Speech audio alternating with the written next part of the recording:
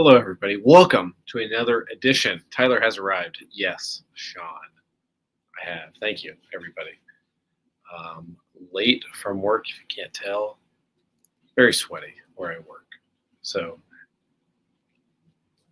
bear with me on that. We're here to talk Raw. Thank you all for joining me. New layout. Sean, one of our gold members. Out here. Yes, new layout. Straight from my mother's basement. If you want the full story there, then you get to be a Patreon member to get the full story there. But we're here to talk Raw, and I'm trying to get the best page here for all of us to talk about that. So what's up, y'all? Thank you for coming. SmackDown, SummerSlam, Raw. For all of you that are Patreon members, I did a SummerSlam review yesterday, which used Zach Haydorn's notes from the show as he's on vacation this week. In my take, Zach a little higher on most of the matches than I was, but overall pretty much lockstep, minus the CM Punk Gunther match. Happy to be here and happy to talk Raw. I saved a lot of my Brock Lesnar discussion for this show today. Not much to add to that. I was waiting to see if maybe Brock Lesnar would talk, Cody would talk, Cena would talk, but all of that has been subjugated to SmackDown this Friday. So more of a topic to talk about this time next week, but appreciate all of you for listening and doing all of that. So I guess we'll just start from the top. We'll start with Brock Lesnar, right? This is Brass Ring Media. Thank you for watching. Thank you for joining. Usually every Tuesday and Thursday, myself, Tyler Sage, as you see right here, and Zach Haydorn do wrestling shows talking about WWE mainly on Tuesdays and AEW mainly on Thursdays, and pay-per-view reviews, all that good stuff. So we do a certain type of wrestling coverage. So if you're checking us out for the first time, know that there's usually a handsome gentleman to my left who runs this show, and I am just here to ask him questions that makes him think. But Zach is the one that writes for Sports Illustrated. I'm the guy who talks to Zach 2 to 3 times a week about wrestling. So just keep that in mind. But Sean is in the chat, blowing it up. So appreciate you, Sean, as always. But we're here. So anyway, all of that away. Brock Lesnar back in WWE. I saved my thoughts for the Patreon show for this moment. If you know me, you're not going to be surprised. If you don't know me, here it is. I'm not surprised. Multiple times, 2 to 3 times on the show, I predicted Brock Lesnar as an opponent for Cody if he were to win the world title off of John Cena. So him coming back at this point doesn't surprise me. The parent company, TKO, has taken a pretty liberal approach to people with unsavory backgrounds with women. John Jones, Conor McGregor, somebody else. Who am I missing? There's like a guy who's current champion who is not in the greatest light. Yeah, I do need a co-host, Adam. I should have asked you or Sean tonight, but work. I did like a 12-hour shift in my shoot job, so I was unable to reach out to you guys. But maybe Thursday, because Zach's off Thursday, so you guys can fight in Discord for who wants to get that Thursday spot.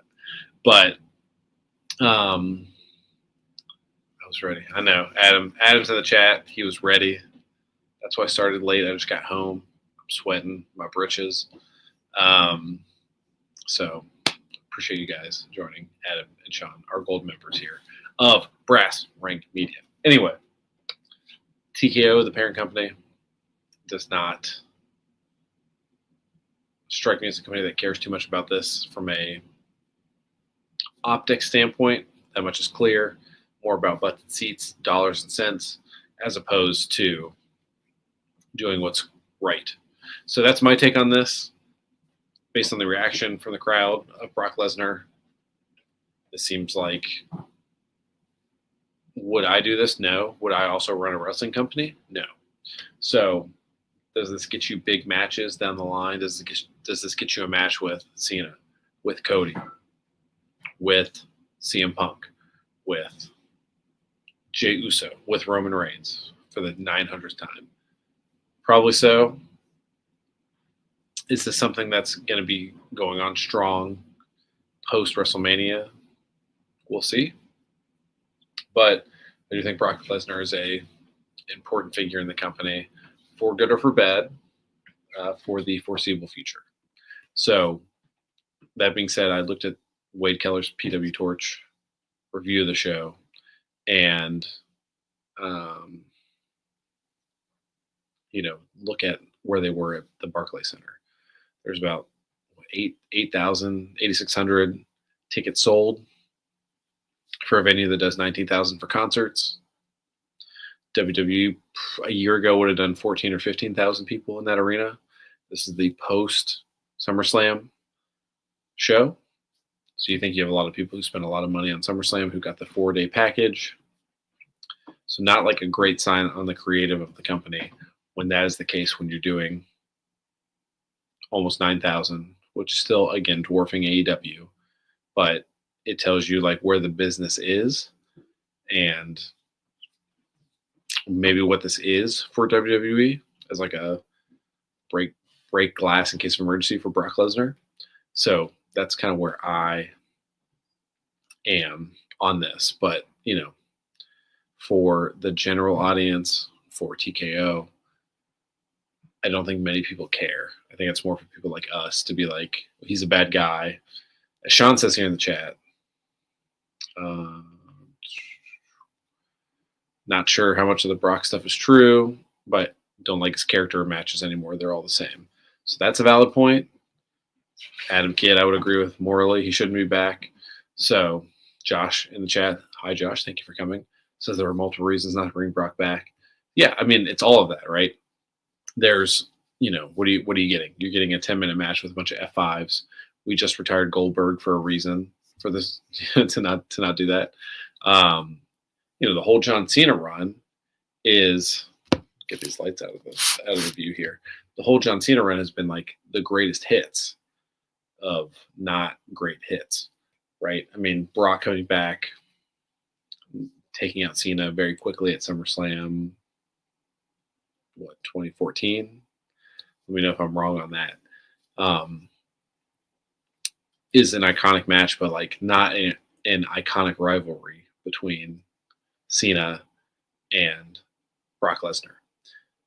Just look at this whole Cena run. Randy, Cody, R-Truth, now Brock Lesnar, like CM Punk.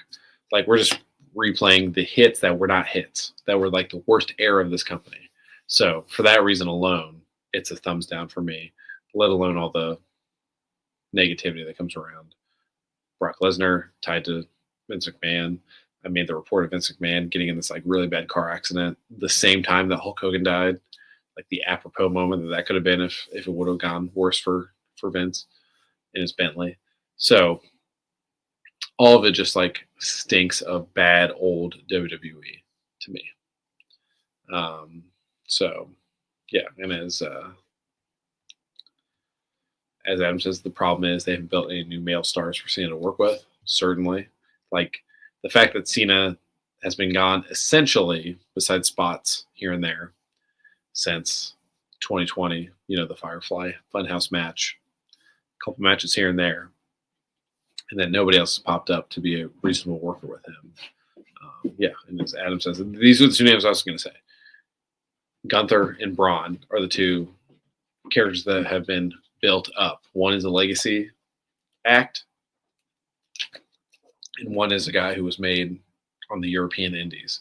Probably the greatest European indie wrestler of all time, him or Will Ospreay at this point. So, not ideal. So, moral of the story, we all are kind of on the same page here. at least the live chat. Um, if you're listening on the podcast later, let me know your thoughts. But it just seems like a little bit of a moment where WWE knows they need to add some star power. But I think Brock Lesnar is the juice is not worth the squeeze long term.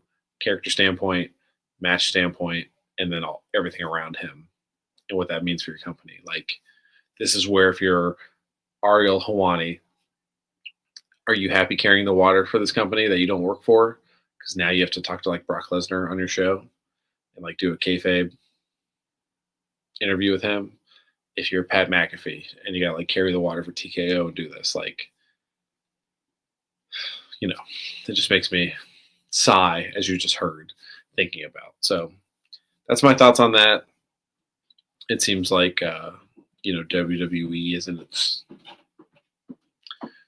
late 2002, early 2003 creative situation right now where a lot of huge stars, not a lot of good stories. We're transitioning into another era. We'll see. It just is like not an ideal time for WWE from a creative standpoint. Obviously, selling out that arena 2 nights in a row, 5xing AEW, your biggest competition in attendance, etc. Obviously, an important metric to talk about. So there we go. So let's talk about Raw. As I'm 12 minutes in, already parched, doing it solo. So again, I'm definitely going to have somebody co-hosting with me on Thursday, but we will go from there. We have the Oracle, the Hall of Famer, the legend, Paul Heyman, Braun Breaker, Bronson Reed, Seth Rollins come out. Seth does his whole spiel about like how faking the injury was good, etc. It's okay. It's a Seth promo. As a Seth defender, I didn't think it was very good. So I'm sure like people in the chat who are not Seth defenders, which is probably everybody that I'm seeing in the chat currently, did not love this segment. Let me know if you did love the segment. I thought it kind of negated explaining why he was so smart, Seth, that is, to do this angle. And it's kind of just like we realized that, hey, this John Cena heel turn sucks, and we're going to not really talk about it. Same thing here. Like, we realized this whole angle kind of sucked, and everyone sussed us out very quickly that this was fake, and we're just going to move on from here. So that's my grade there. LA Knight coming out, like not being on SummerSlam, not doing anything with him and his character of like a big win of like, hey, you knew this was fake, and to not like give him a big spot from beating Seth Rollins. A huge miss. Him coming out feeling like the most mid wrestler of all time. I mean, legitimately, if I told you LA Knight was taking on Rusev or LA Knight was taking on Sheamus, I would be surprised if anybody thought, A, that would be a clean finish. B, would take LA Knight because it'd be like, this is so strange. We must be pushing Sheamus for that IC title match, or we must be finally pushing Rusev for some reason. So the fact that LA Knight comes out, Seth says no to the match, and then the GM comes out. Oh my God, what's his name? My brain is fried. Comes out and is like, hey, you're having the match. Sorry. Like, totally negates the. Oh man, I hated this so much. Negates the genius, air quotes for the non-visual viewers, approach of the whole group, right? Like, Paul Heyman is a Hall of Famer and has all the sway about what people do and don't do. And Seth is such a genius for faking this injury, but then like they can't stop a match being set up. by the GM of Monday Night Raw. It's just like I try not to think too much about wrestling and get into all that stuff, but it was tough. It was tough to watch this, so I didn't love that. Then what do we have here? I got my results. I watched this live, which I don't usually watch Raw live. I usually watch it Tuesday morning, if I'm being honest with all of you. But um, let's see what else we have here. We had, oh, there's too much here. So you drop in the chat what you guys want to talk about. I'm trying to remember what happened on this show. But I'm left in the chat here. Who's a bald? Did I say bald? Adam's asking who's a bald, and nobody listens to a bald. Oh, the GM. What is his name? I can't think of him. You guys are leaving me hanging here. Or maybe all of you can also not remember his name as we were talking here. But yeah, don't listen to a bald. No offense to any balds out there. Love my Adam Pierce. Thank you. Thank you. Yes. It was like, I don't know if you thought that was a gimmick. I literally could not remember his name. That's how inconsequential he is as a character.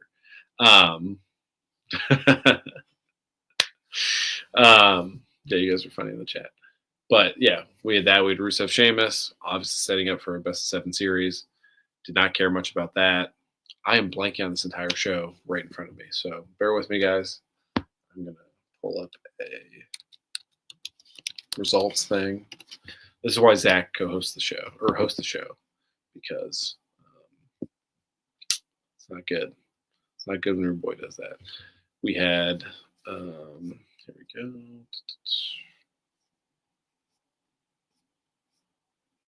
This is very good television. Okay, cool. Let's get just Alexa Bliss, Charlotte, taking on the Judgment Day. As I pop over here. Yes, Adam. Oh, sorry. Hold on. I can get to you here soon, Sean. Talk about the train wreck, Alexa and Charlotte promo. It's not good backstage as they're talking. I've really enjoyed them. I don't know if it's the Raw energy to come over. Yeah, they've worked on SmackDown. Maybe because SmackDown's so bad of a show, and Raw is slightly better.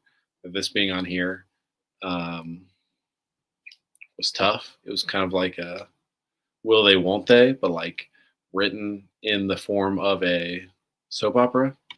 Didn't love any of this either. But yeah, it was not good. But we had the match later, which we'll talk about that. We had just laughing at you guys in the chat.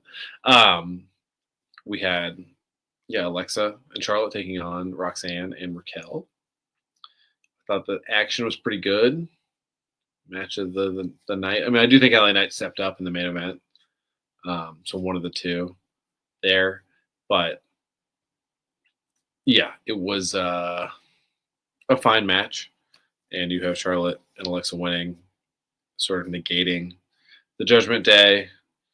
Obviously, Dom in his role versus like the backing up of Finn Balor, Jade McDonough, now Roxanne and Raquel losing their titles.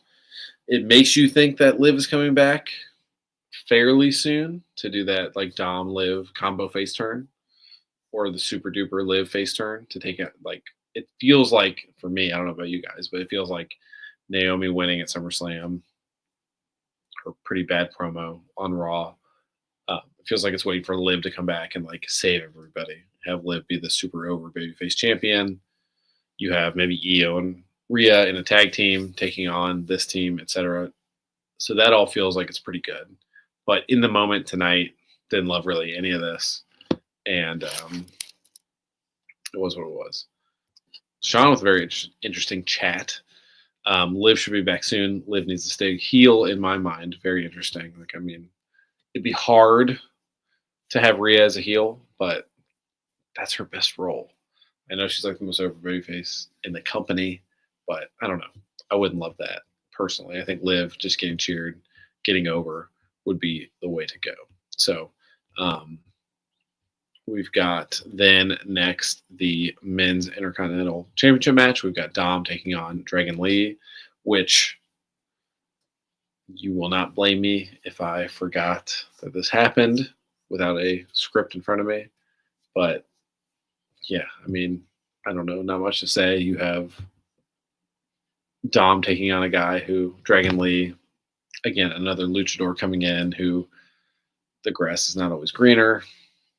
To come to WWE to be a luchador, I guess you save Dragon Lee for Triple Mania. Dom obviously in the main event of Triple Mania.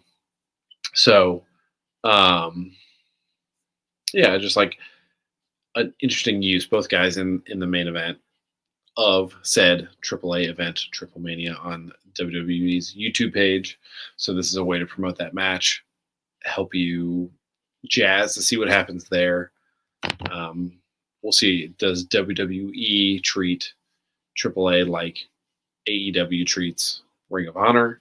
If so, this is a way to get Dragon Lee a title, make him feel a little bit more important. Obviously, the whole key of this match is to have 37 Grande Americanos come out, mess with the match, help Dominic win. Um, it feels like we jumped the shark a little bit on that story personally, but I still thought it was like rather fun. So yeah, just kind of mid in general is what I would say. Man, Sami Zayn then had his segment. Get into it with Rusev. Don't need this in my life. I would say personally, Sami and Rusev is a downgrade from Sami and Karrion Kross, and I was pretty low on Sami and Karrion Kross. So if that's a TV situation, that's fine. But if this is like a Clash in Paris sort of situation, I think we're stretching the ability of Sami Zayn as a guy to get people over. So then we had Becky Lynch come out, talk about defeating Lyra Valkyria, and Nikki Bella comes out, which first and foremost, not expecting personally. So that's a good thing. And the verbal back and forth, man, like for me, the heel face dynamics reversed when Becky and Nikki are in the same ring. Nikki's the big heel, Becky's the face. All Becky did was speak truth, very much Drew McIntyre style of like, saying like your generation, etc. Like I brought in the generation that people watch now, people love, etc. So I liked all of this. I don't think that's like what you need to do currently for like you're trying to make Becky the heel, you're trying to make Nikki the face, and it was an interesting dynamic there. Also, very confused, as you said, like you guys are talking about in the chat here, like Becky to say like, I'm with my hot husband who's the world champion, and you can't see like the guy you were with, like the reaction that got. How do I want to say this? Are we in a safe space? We're live on YouTube. This podcast lives technically forever. The people that reacted, like stood up in their chair and like were just like screaming and clapping, are morons. And they are the same people that were standing in their chairs clapping and excited when Brock Lesnar came out. I just think there's like, that's a little bit of the problem with WWE is people who are like popping in and out, know the lore, but are also like not adults. Reading your guys' chats I'm talking about here. I don't know. Like, I don't think that line was very effective, and the reaction it got was like borderline disrespectful in general. Like, I know that's kind of the point, but for the crowd to react like that, like no one's ever said that. Also, like Nikki's gotten that line sent to her multiple times by multiple WWE women. So I don't know. I just like was kind of like grossed out by that. It just told me like that certain type of fan was the fan that was excited for Brock Lesnar. It's a very surface level fan. that's not committed like long term and will easily leave. Is more what I thought. It was a good reaction. It's good in the moment. I feel like a business raising prices by 20% and they get a 1/4 profit boost, and then the business shuts down a year later. That's what it felt like to me. So it just struck to me as like the same fan that is like not as invested as I am as you guys are. Someone who is like knows they watched wrestling like 15 years ago. They're coming back now because it's hot, and they're like, oh man, that's a sick burn. That's what I felt like. I liked the promo back and forth. Besides that, and I am honestly curious to see Becky and Nikki in a match as like a era versus era. And now that we're in the era beyond both of them, essentially. So that's interesting. And I think Becky's doing really good work in her role currently.